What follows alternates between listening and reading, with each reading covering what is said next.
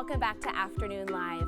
Our next guest didn't know how much life would change when she spontaneously adopted a dog, but after developing a self-described codependent relationship with her new pup, she learned she could be so much more than she thought. We welcome the author of Birdie and Harlow, Life, Loss, and Loving My Dog So Much I Didn't Want Kids Until I Did, Taylor Wolfe. Thanks for coming today, Taylor. Thank you for having me. The title says it all. I mean, so many things happen in this book. It is quite a journey, and it's sort of the decade of your dog Harlow's life with you and everything that you learned in that time. How did you begin the writing process? So I initially pitched it to my agent as like comedic essays about motherhood because I just became a mom, and I was like, wow, there's a lot of comedy here. There's a lot of things people don't talk about.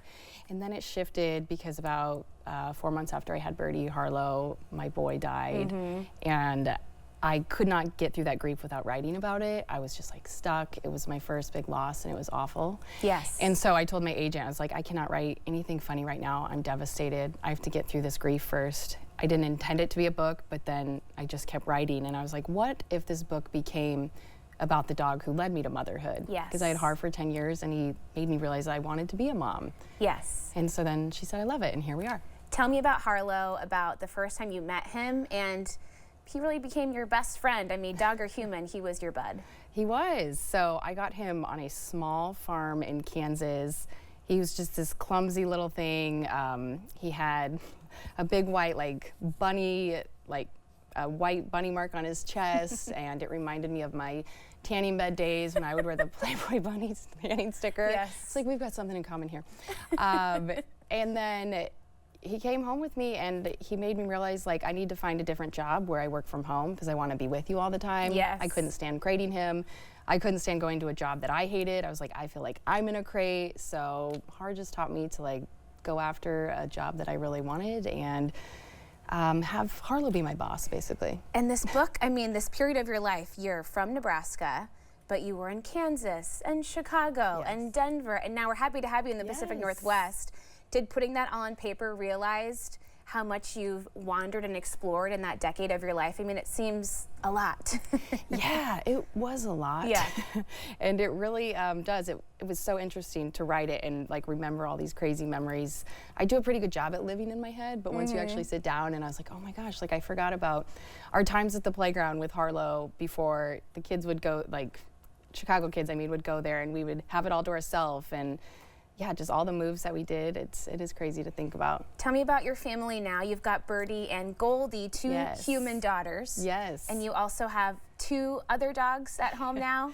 Yes. Full house. Yes, we've got Gunny and Vinny. So we adopted Gunny when he was about 9. It was a little bit after Harlow died, and we were just missing a dog in the house, and we were told this senior needed a home. We met him, fell in love, and then Vinny came into our life mostly because of a pet psychic.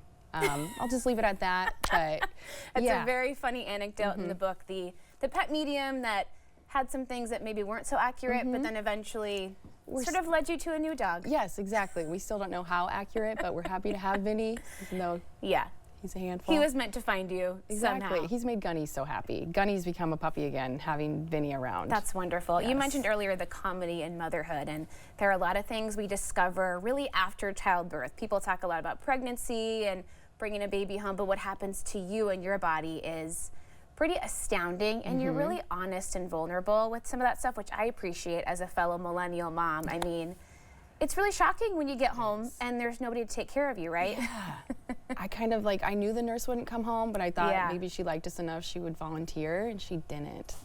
So I know nurses are just great like that, but when it was time to leave the hospital, I was like, oh, can you come with us? So that was really hard because I had a C-section and I could barely stand up out of bed, and this baby's crying and you want to be there for the baby, but you're also like, oh, I can't move. I forgot to think about how your own body's gonna hurt. And you wonder how many other women have done this and how they did it, and people are walking around as parents all the time, and you're like, this is really, really hard. I look at people really differently. I'm like, how did you get here? A lot less judgment.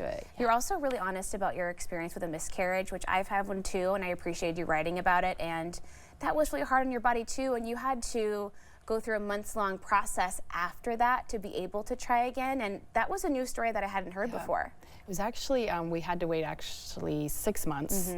I had a partial molar which is very rare. I still don't completely understand it, to be honest. So I'm not going to go into that because I might get it incorrectly. I mean, the whole like, why you had to wait because you have to make sure you're not like growing cancer down there because of the ACG. Lots of scary words, yeah. Exactly, very scary things that you don't even know about till you get the call and then you're like, wait, I didn't, what now? So, yeah, that was a very hard thing to go through. Could you ever have imagined when you picked up this puppy in 2010 that his life would be a lens, that you would have this book out? Did the book just come out about a week ago? Exactly 1 week ago today. Congratulations. Yes. Could you ever have imagined when you first met him that this would be happening right now? No, never. But now I think about it all the time and how he saw me like struggle to be a writer for our 10 years together. You know, I wrote a bunch of things that turned into nothing, but you just keep writing if it's what you love. Yes. And how it's finally happened thanks to him. And I just keep thinking about that because he was a dreamer too. Yeah. And you weren't sure about motherhood when you first got him. And he sort of in his own way pushed you in the right direction to realize all the things that you could become. He did, yeah. My husband and I got so much like secondhand joy from watching our dog have fun. Yeah. You know, we take him camping, we took him on hikes, and then we're like, wait, we've heard people like their kids as much as their dogs. Isn't that weird? Yeah, we're like, that can't be true, but what if it is? That's what made us curious, and it is true. So that secondhand joy is just, it's really unreal. Tell me about your life now. You're writing and you have merch and so many things going on. What's a day in your life like with those 2 kiddos at home and the 2 pups? It is different every day. Like I told you today, almost didn't make it because, you know, Goldie, we weren't sure, like she was screaming and I could barely get Birdie's hair combed. And I'm like, I need to be on TV in a few hours. I'm like I'm doing my makeup in the car. Yeah, every day's different. It's pretty chaotic. I think anyone with little kids at home can relate. For sure. But it also goes so fast. It does. Like it's hard and chaotic, but I look at a photo from 6 months ago and I'm like, oh, where'd that time go? It's really hard, but it's really fun. It's confusing. And nothing beats it. Yeah. Great to meet you. Thank you so much for visiting us today. Thank you for having me on. And we want to let you know the book again is Birdie and Harlow, and we'll have more information on our website at katu.com. We'll be right back with more Afternoon Live right after this.